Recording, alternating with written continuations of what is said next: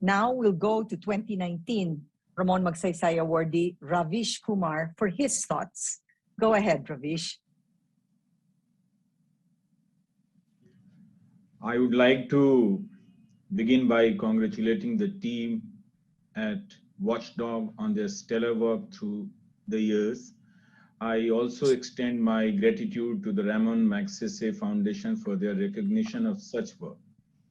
Before coming to the panel today, I took a look at some of your episodes which are available on YouTube and which have English subtitles. I will certainly watch other films too, and if you allow, I would also like to use some footage from your documentaries to show to my Hindi speaking audiences. Your documentary is in Bhasha, a word derived from the Sanskrit word bhasha, which in fact means language in my language. But unfortunately, we do not know your language. In spite of this linguistic barrier, anyone can watch your documentaries and understand the message behind being conveyed. Not only have you made very diverse context accessible to very varied audiences, but have also made accessible a larger conceptual understanding of these issues. You have refrained from unnecessary complications and in doing so have brought back to the fold common men and women who have otherwise been displaced from the center stage. Your work is very powerful and thought-provoking, and I believe your use of drone cameras and top-angle shots is very significant. It deepens and broadens the scope of the viewer's vision and enables them to see the larger reality. Another thing I notice is that your work is not reliant merely on words. Instead, it is the visual storytelling which overwhelms and impacts the viewer. In fact, I would like to contend that the visual is the story. It is the reality. You bring new meaning to your visuals and thus enrich your stories. Going through your work, I felt that I'm not merely watching your documentaries, but also walking alongside you. I come from the world of television and news channels and will thus talk about your documentary within that context.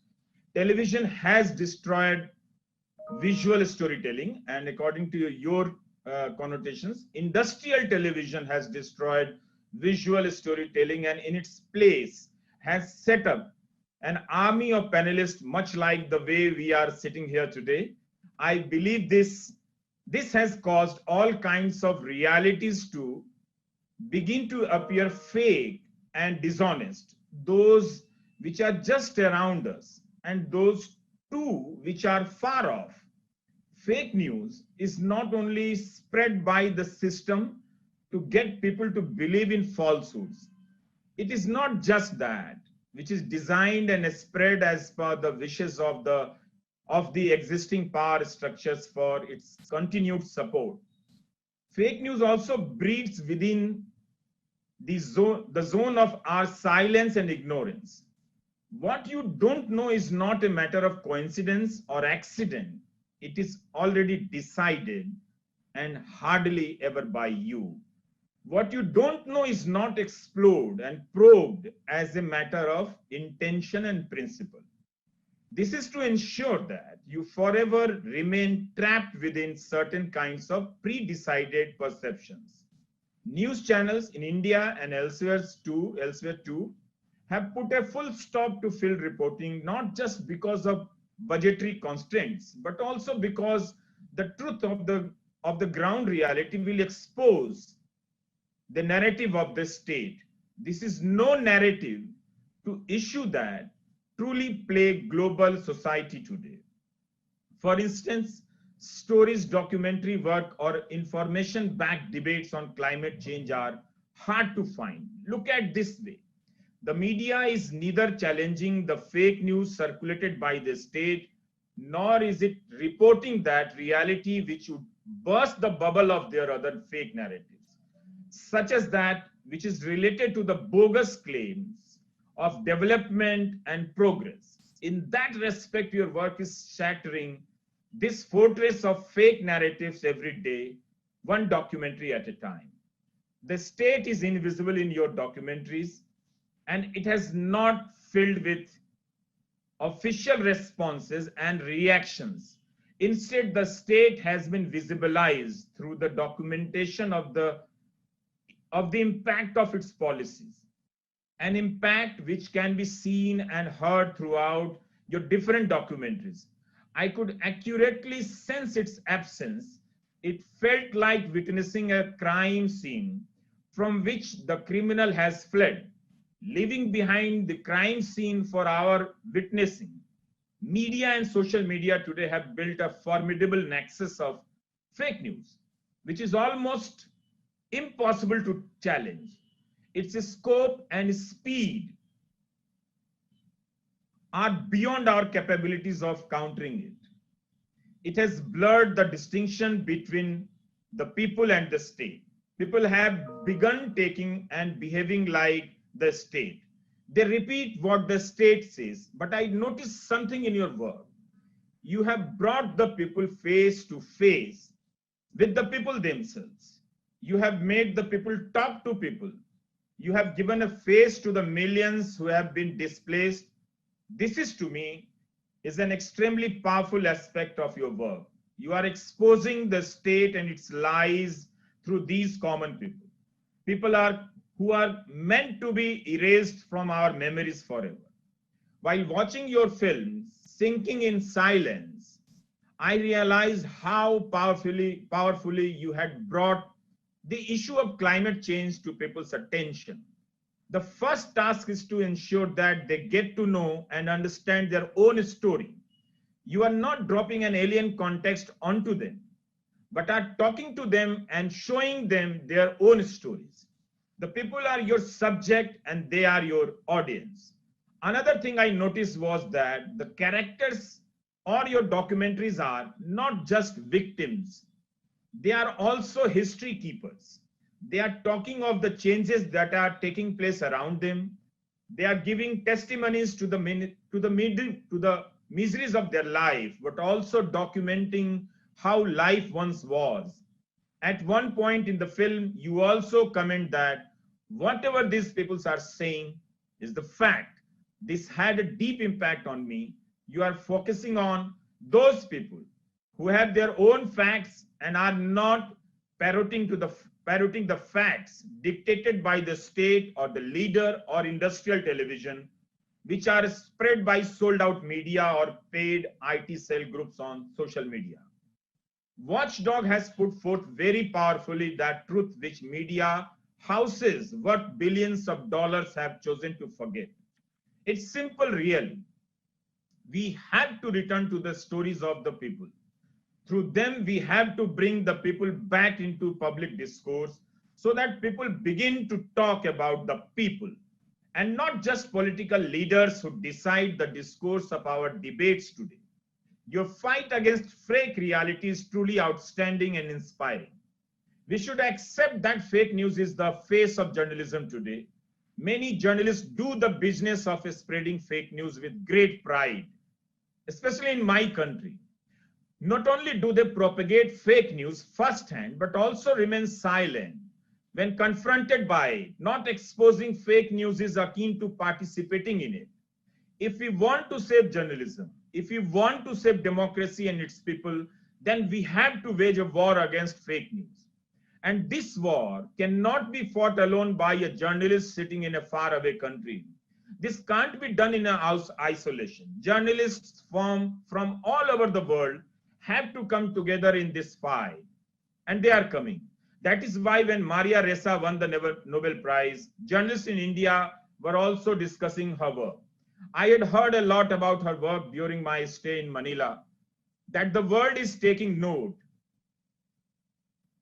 of the trials and tribulations of journalists is a matter of great hope for journalism, especially those people who do not want the world to fall into the hands of dictators are increasingly engaging with good journalism.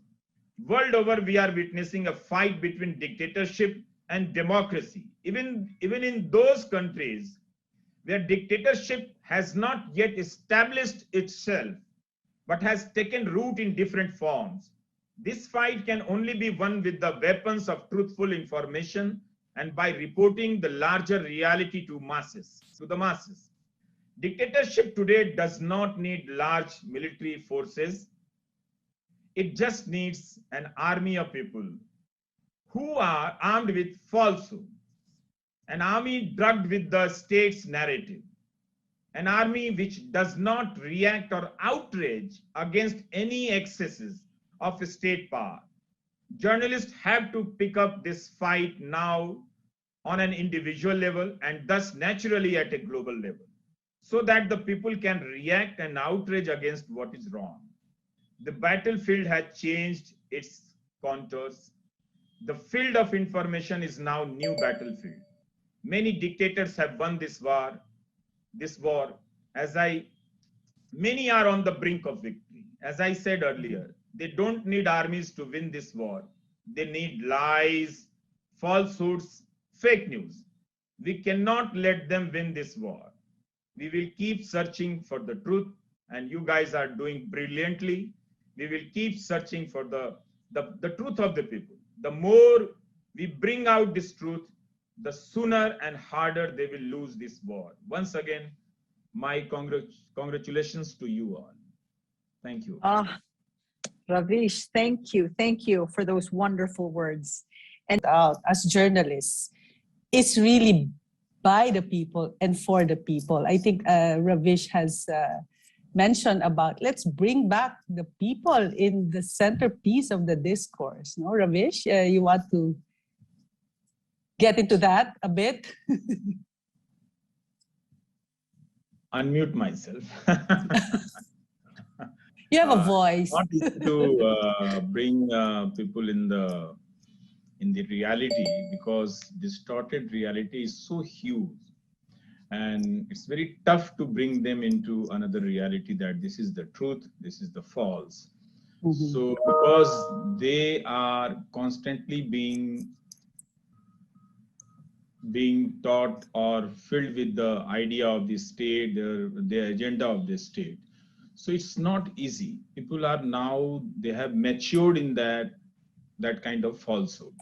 So if you go closer to them with the facts, with the truth, they get shocked.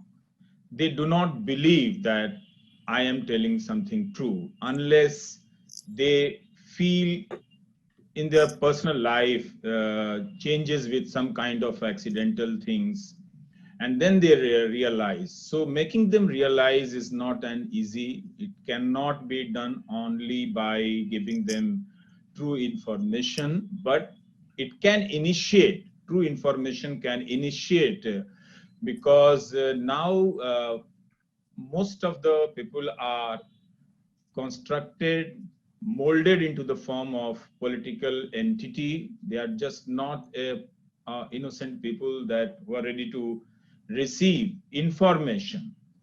But because many of them wants to reconfirm, they every day they want to reconfirm their biases in your program, in your journalism.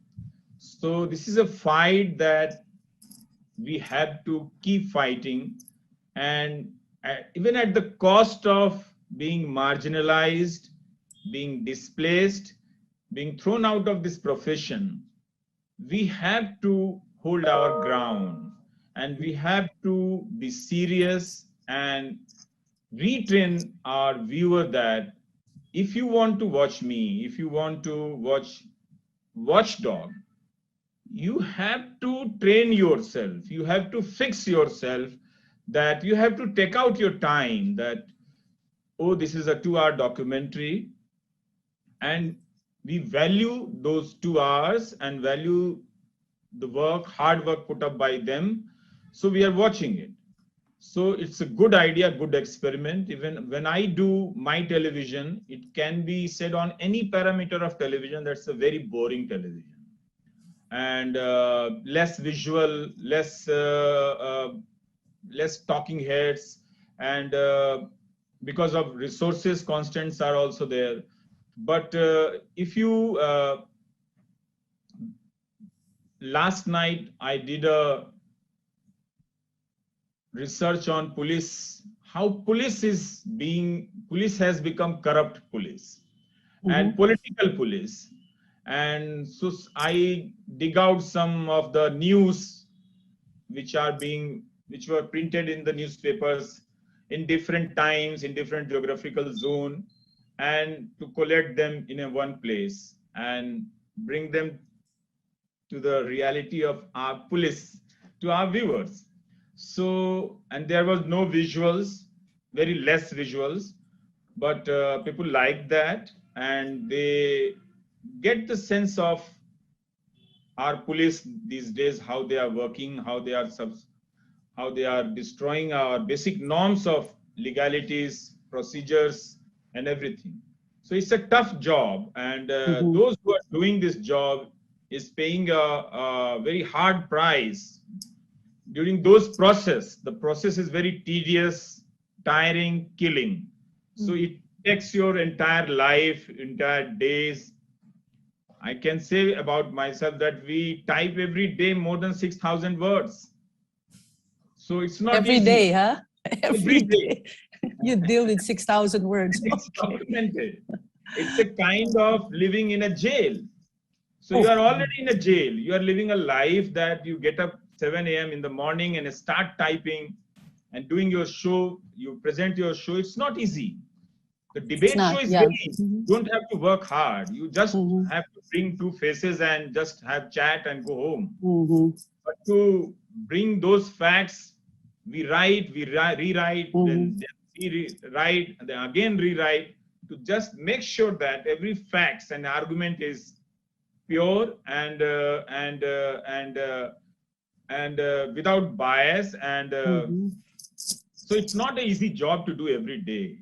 And you don't get peaceful sleep after that kind of show. Oh my goodness. So, do you even sleep? Yeah. And we are living in that. Every journalist is living in that. Those who think that journalism should be done in this way. So that's a tough challenge, and glad that Watchdog is they are doing without thinking that what would be the rating, what would be the viewership, and they are getting viewership also. So we also get viewership, and there are people who are supporting us, who take out time to watch and critically evaluate also. This is very important, to be critically evaluate. And yes, we do recognize that trolling is a bad part and is the bigger reality, but it helps to be evaluate critically always, so that you can check your path, you can check your driving speed, and that the speed breaker is coming ahead. To check critically, about fake news. Hey, Chiclet. Yes. Chiclet, I just have a quick question for all our journalists right now. Like quick, okay? The first thing that comes to your head. Because as you said, your jobs are not easy. And you think about a lot of things, and sometimes, they're very difficult. So give me one suggestion for one of these journalists listening to us today that can put you to sleep. That maybe something to calm you down. What's something that you do? Dandy, I'll start with you. What can you do at night just to keep you down? Playing. Huh? Playing.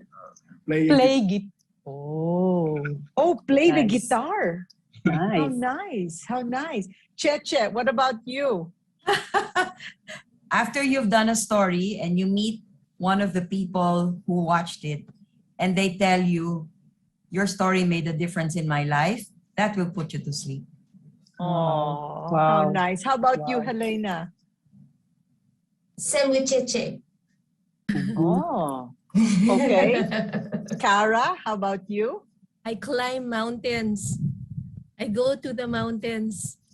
Wow. That's a good one. That's a good Therapeutic. one. It keeps Therapeutic. But I choose the mountains because there are communities on the mountains, and I sleep in the community, and and they become a topic in one of my Oh. documentaries. So you're still working, Cara. You're still go- working. You're still I working. relax and then I work. You're still And working. how about you, Ravish? What do you do so that you can fall asleep? I every day I practice myself or recalibrate myself to sleep with with these kind of harassments, anxieties. So they are now friends, and it's very important to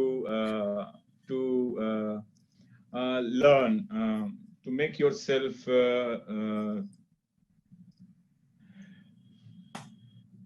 How do I put this? It's very important to learn and respect your solitary. And if you want everything with this kind of job, it's not going to come. So I do take sometimes helps of counselors, and they are my good friends. And I have a very limited number of friends, and these things matters, helps, and I keep reading. Reading helps me a lot, gives me a strength to keep going on, and gives me a new idea and energy also. So best thing is to read. Best thing to make peace with all kind of noises. Make peace Yeah. with them. Before I call Dandy and Lena for the last Yes. words. I have said what I wanted to say here. You are so exposed to There a lot cannot of be trolls there in cannot India. be a universal formula to tackle this menace, and there cannot be one formula to tackle this menace. And time to time, we need to explore newer ways to reach out to the fact and spread out those facts to the common masses. So, like Watchdog has invented or reinvented, rediscovered the long format very beautifully. Someone has to be very direct to the government's announcements and promises and their lies. Someone should work on how people have consumed social media's propaganda and to show and to tackle that problem. So there are various fronts. There is no one front to fight this battle. This is a long battle and it's very tough. We must remember that these technology companies are up there to win their battle. Their agenda is not to democratize the society. They are helping very fast to turn this society into zombie kind of things. That the people do not have compassion. They don't have information. If you don't have correct information, you can't have compassion also. So, and if you don't have compassion, you can be cruel to any degree. And you can be supporter of cruelties inflicted by the state on to the masses, onto the public, and we need to understand also, and to when I am sure that students of journalism would be watching this discussion, they need to understand one thing, that to get the information is not an easy task. They need to walk, they need to read a lot, and they need to reskill. They need to polish their skills in a newer, like you can't be a journalist with the good technological experience. You need to have to understand the legalities of many things which are being drafted by the states in collusion with the technological companies. You need to understand issues regarding privacy. You need to skill yourself to read lot of documents which are economic documents, commerce document, and accountancy. like a chartered accountant, we call it here in India. You need to understand the laws, how system works. The more you understand how system works, the more you will be able to tell your people that how system is molding you, and then you can tell your viewers that in what way you can desist yourself from this pressure of being molded by the state. So can't be a universal formula to this battle. We don't know. A year later, someone would emerge with newer tools, newer formula. Everyone is trying to fight this battle, and their speed is very fast. They are coming with a high speed. So tough job, but very challenging and very exciting jobs ahead. Those who want to do journalism, and those who don't want to journalism and be in journalism, they are having a nice time. They are really. One should do a story that how these journalists are very happy with the system. How these journalists are happy with their life, with this fake news. How these journalists are accepted in their families, in their societies, after doing fake news. This should also be read and written about this. Right. You are a different breed, actually.